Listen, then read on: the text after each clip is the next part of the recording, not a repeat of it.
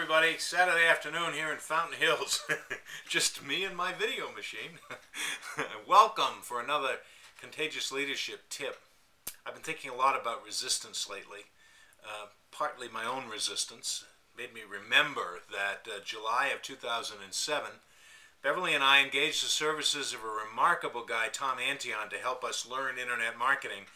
And so we were very excited about taking it on. Boy, we were very excited about it. But you know, when you take things on, resistance shows up.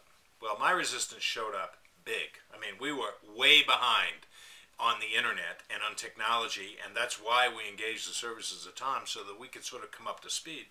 Well, from July of 2007 to August of 2008, frankly, I didn't do a darn thing. I mean, I did nothing. I didn't do any seminars. I didn't really listen to any of the recordings. I didn't do much reading.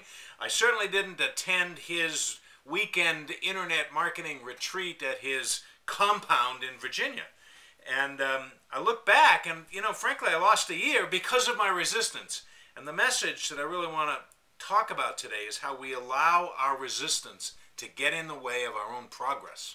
And I certainly did. Now, we've made a big commitment here, and we've come from behind, I think, a little bit.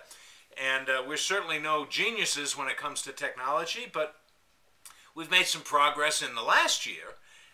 But there was a year where we allowed our resistance to get in the way, and as a consequence, we allowed that resistance to impede our own progress.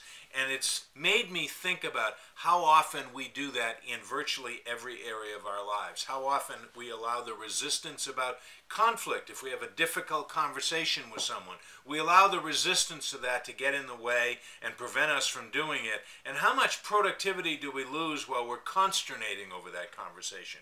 How often do we allow the resistance of communicating with certain people that make us a little nervous about communicating with them? How often do we allow that resistance to get in the way of our progress?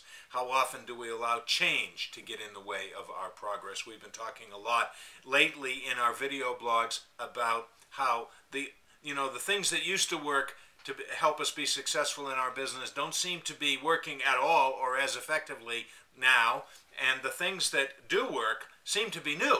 So again, whether it's technology or anything else, how often are we allowing our resistance to learning those new things? We hold on to those old things, and how often do we allow the resistance to keep us from doing what we need to do?